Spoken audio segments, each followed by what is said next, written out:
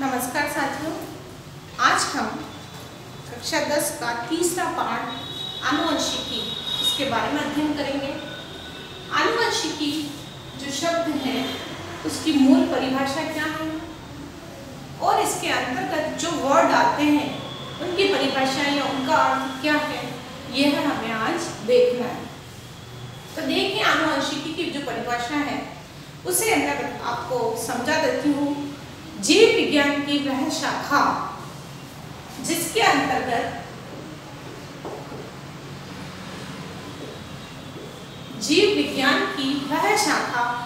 अंतर्गत आनुवांशिक लक्षण एवं विभिन्नताओं का अध्ययन किया जाता है, उसे हम आनुवंशिकी कहते हैं। जीव विज्ञान की वह शाखा जिसके अंतर्गत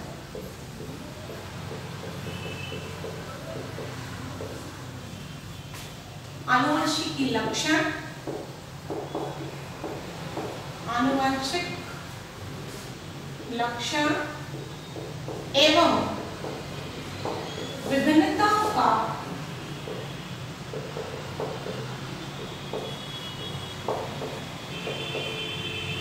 अध्ययन किया जाता है।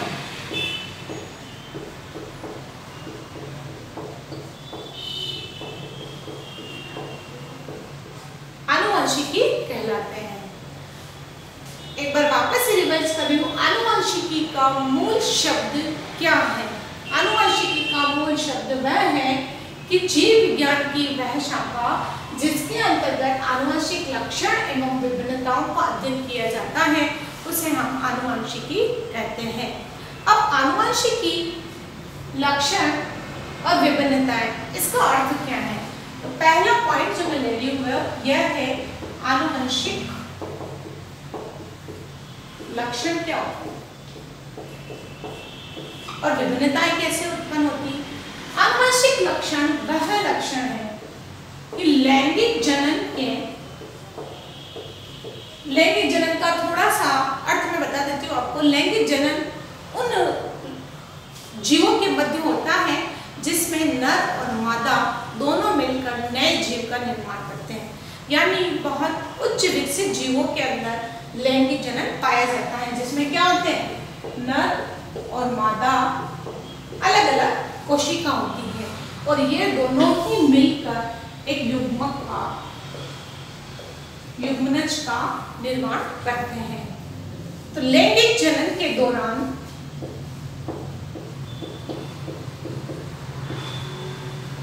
आनुवंशिक लक्षणों का एक पीढ़ी से दूसरी पीढ़ी में जाना, तो कौन ले जा रहा है लैंगिक जनन में? नर और मादा जो युग्मक है वो ले जा रहा है। तो लैंगिक जनन के दौरान, या हम इसे ऐसे लिख सकते हैं कि लैंगिक जनन में युग्मकों द्वारा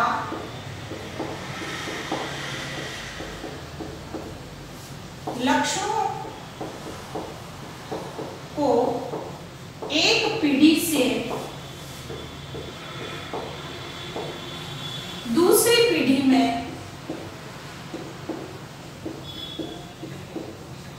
संचरित करना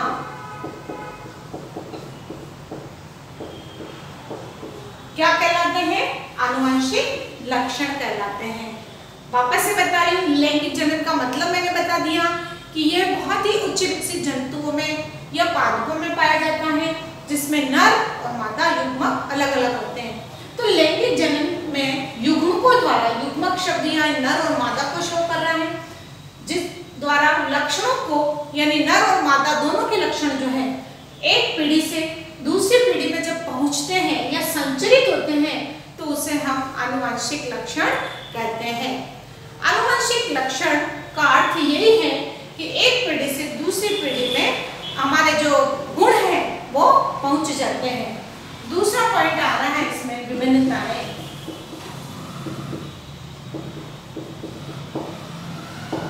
विभिन्नताएं का मतलब ये होता है, विभिन्नताएं वो होती हैं कि जब लैंगिक जनन होता है तो वो एक ही प्रजाति के लोग होते हुए भी उनसे बनने वाली जो संतति है उसमें विभिन्नता उत्पन्न हो जाती है। तो बनने वाली संतति में विभिन्नता कैसे उत्पन्न हुई कि नर और मादा यानी नर में उपस्थित शुक्राणु और मादा में उपस्थित अंडाणु शुक्राणु का जब भेदन किया जाता है तो नए जीव का परिवर्तन होता है और उस नए जीव के अंदर जीन विनिमय के कारण विभिन्नताएं उत्पन्न हो जाती हैं। तो हम लिख सकते हैं जनक पीढ़ी से संतति पीढ़ी में, जनक पीढ़ी से संतति पीढ़ी में जीन विनिमय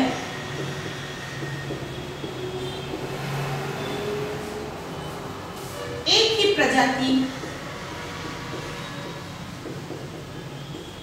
ही प्रजाति के जीवों में विभिन्नता उत्पन्न करता है।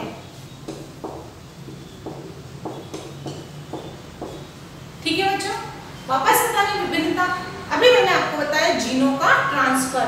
जीन ट्रांसफर कब होते हैं? जब लैंगिक जन्म होता है, जब और नर और मादा युग्मक मिलते हैं और नए जीव का परिवर्तन होता है। तो नर और मादा युग्मक मिलेंगे तो उनमें क्या होगा? जीनों का आदान प्रदान होगा और जीन विनिमय होने के कारण एक ही प्रजाति के जीवों में क्या हो जाएगी? है तो एक ही प्रजाति के मनुष्य, लेकिन उसमें नर और मादा दोनों अलग हैं और उत्पन्न होने वाली जो संतान है उसमें नर और मादा दोनों के लक्षण उत्पन्न हो जाएंगे। इस कारण उसमें विभिन्नता उत्पन्न हो जाएगी। अब तीसरा जो पॉइंट आ रहा है हमारा वो है हेरिडिटी।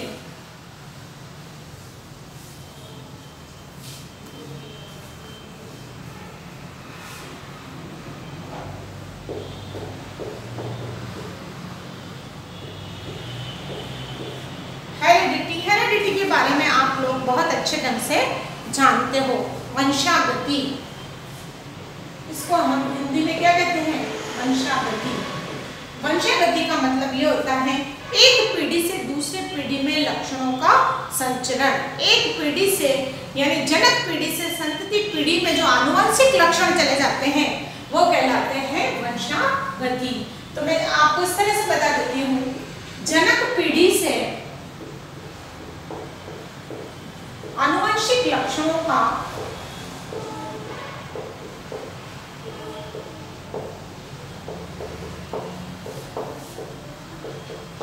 संचरण किसमें हो रहा है? संतति पीढ़ी में। जनक पीढ़ी से आनुवंशिक लक्षणों का संचरण संतति पीढ़ी में होना क्या कहलाती है? वंशागति। ये शब्द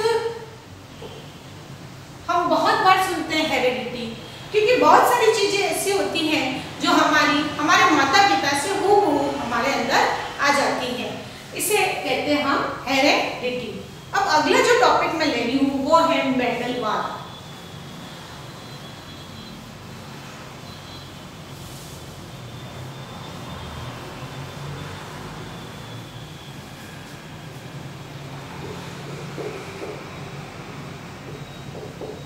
मेंडलवाद ये किसने प्रतिपादित किया? Gregor John Mendel. Gregor John Mendel. इस मेंडलवाद के अंतर्गत इसका संपूर्ण जीवन परिचय आएगा। क्या आएगा बच्चों? इसका संपूर्ण जीवन परिचय। अब जीवन परिचय का मतलब होता है जन्म से लेकर मृत्यु तक इसने जो भी कार्य किया वो सब मेंडलवाद के अंतर्गत आता है। तो सबसे पहले हम ये देखते हैं कि ग्रेगर जॉन मेंडल जो है उन्हें फादर ऑफ जेनेटिक्स क्या कहते हैं? फादर ऑफ जेनेटिक्स कहा जाता है। आनुवंशिकी के जनक।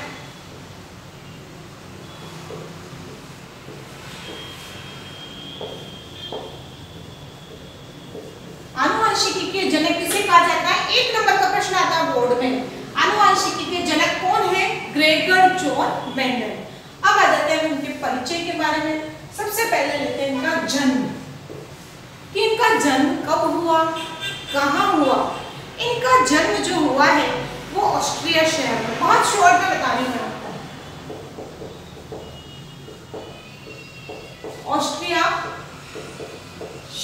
किए एक छोटे से गांव में, जिस गांव का नाम है सिलिसियन।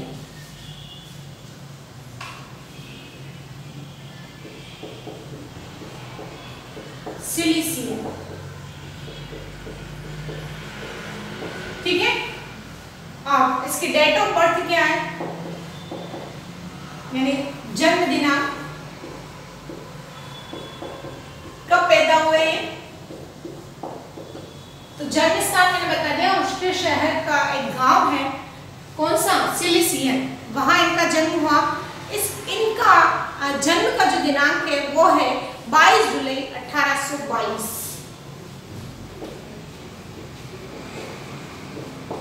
22 जुलाई 1822। तीसरा है, इन्होंने पढ़ाई लिखाई कहाँ से क्या करी। इन्होंने बच्चों जो पढ़ाई करी है वो दर्शन शास्त्र में पीएचडी की उपाधि प्राप्त करी। दर्शन शास्त्र, साइकोलॉजी के अंदर, ठीक है। इसमें इन्होंने क्या करा, एमए करा और बाद में भी ये जारी रहा। फिर जो है इन्होंने पढ़ाई लिखाई भी कर ली। आपको मैंने जन्म के बारे में भी बता दिया, जन्म दिनांक भी बता दिया, इनकी पढ़ाई के बारे में भी बता दिया कि दर्शन शास्त्र में एमए। अब इन्होंने व्यवसाय क्या किया, क्योंकि पूरे जीवन परिचय में ये चीजें ही मुख्य रूप से आती हैं। व्यवसाय क्या किया, इसी ऑस्ट्रिया शहर के अंदर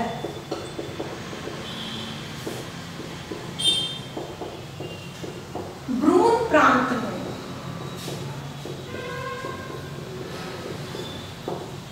ब्रून प्रांत में क्या हुआ, एक चर्च है, चर्च में पादरी बन गए, ठीक है। ये इनका व्यवसाय हो गया। व्यवसाय कहो, आप नौकरी कहो, इनका ऑक्यूपेशन कहो, कुछ भी कहो, तो ये ऑस्ट्रिया शहर के ब्रून प्रांत में चर्च के अंदर पादरी बन गए। जैसे अपने मंदिर में पुजारी होते हैं, उसी तरह से चर्च में पादरी बन गए, ठीक है।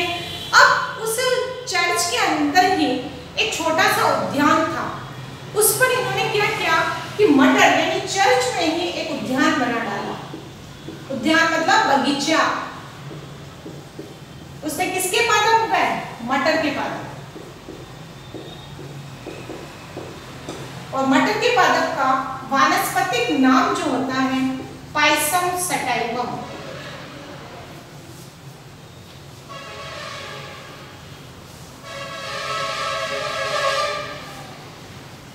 ठीक है, यहां तक हम पहुंच गए, चर्च में पादरी बन गए और पादरी बनने के बाद में उस चर्च के अंदर एक छोटा सा गार्डन बना लिया और उसमें क्या उगा लिया, मटर के पादप। मटर के पादप का जो वानस्पतिक नाम है वो है पाइसम सटाइवम। क्या नाम है इसका, पाइसम सटाइवम। इस पर इन्होंने बहुत अधिक अध्ययन किया, लगभग 7 वर्ष तक। कितना अध्ययन किया, 7 वर्ष तक। और जो 7 वर्ष के अंदर इन्होंने प्रयोग किए वो सारे प्रयोग संकरण प्रयोग कहलाए। पादपों में संकरण प्रयोग किए। अब इन्होंने प्रयोग भी कर लिया। अब प्रयोग करने के बाद में इसका निष्कर्ष क्या निकला, इसका निष्कर्ष निकला तो इन्होंने एक ब्रून सोसाइटी ऑफ नेचुरल हिस्ट्री में प्रपत्र पेश किया।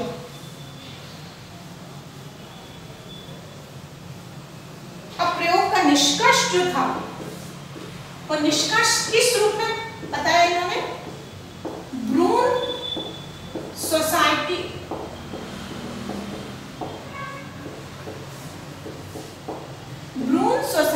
Of natural history.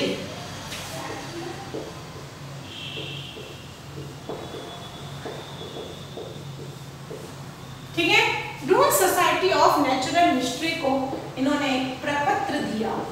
उस प्रपत्र में क्या था, मटर के पादपों में संकरण के प्रयोग का निष्कर्ष था कि हम जो ये कर रहे हैं, बहुत अधिक प्रयोग जो इन्होंने किए हैं उनके बारे में सारी जानकारी दी। सारी जानकारी क्या दी कि जो पादप है उनमें अगर हमने संकरण कराया तो संकरण कराकर उन्होंने जो निष्कर्ष निष्कर्ष निकाला वो किस रूप में? आनुवंशिकता के नियम के रूप में।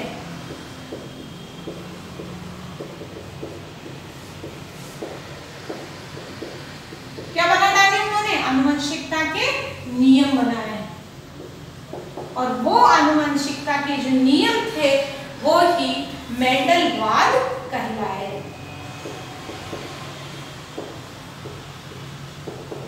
मैंने जन्म से लेकर पूर्ण परिचय इनका दे दिया, सिर्फ एक चीज बची, मृत्यु। तो जो मूल है, जब वो पादरी बने थे उसी बगीचे में उन्होंने क्या कर लिया? मटर के पादप उगा लिए। उसका वानस्पतिक नाम पूछा जाता है पाइसम सटाइवम। कब तक, कितने वर्षों तक इन्होंने प्रयोग करा? 7 वर्ष, लगभग 7 वर्ष। और जो मटर के पादप थे उनमें क्या करवाया ना? संकरण करवाया, आपस में मिलाया और नए पीढ़ी से वापस उन्हें पहली पीढ़ी से संकरण कराया। इस तरह से अनेक पीढ़ियां इन्होंने तैयार कर ली। इसके बाद में इन्होंने निष्कर्ष निकाला, किसके सामने दिए? प्रपत्र बनाकर ब्रून सोसाइटी ऑफ नेचुरल हिस्ट्री के सामने प्रपत्र बनाया, जिसमें इन्होंने क्या लिखा था? उसमें उन्होंने आनुवंशिकता के नियम बनाए थे। आनुवंशिकता के नियम बनाए थे किस पर अध्ययन कर? मटर के पादपों पर अध्ययन कर। तो ये आनुवंशिकता के जो नियम है वो ही मेंडलवाद कहलाए। ये भी प्रश्न बनता है कि मेंडलवाद किसे कहते हैं? आनुवंशिकता के नियमों को ही मेंडलवाद कहते हैं। तो बच्चों, आज मैंने आपको पूरा आनुवंशिकता, आनुवंशिकी, आनुवंशिक लक्षण, विभिन्नताएं, हेरिडिटी और मेंडलवाद, इनके बारे में मैंने आपको बताया। अब इनकी मृत्यु कब हुई? 1884 में इनकी मृत्यु हो गई। कब हुई मृत्यु? ये भी पॉइंट आता है कि मृत्यु कब हुई? 1884 में इनकी मृत्यु हो गई। जबकि इनका जन्म कब हुआ था? 22 जुलाई 1822 में। ये तो हो गई मृत्यु, और 1822 में इनकी क्या हुआ था? जन्म हुआ था। ये हो गया जन्म और ये हो गया इसकी मृत्यु। तो जन्म से लेकर मृत्यु पर्यंत उन्होंने जो कार्य किया वो सब मेंडलवाद के अंतर्गत आता है। आज का वीडियो यही समाप्त है। आप इसे ध्यानपूर्वक देखें, सुने और नोट्स बनाने का प्रयास करें। ठीक है, धन्यवाद बच्चों।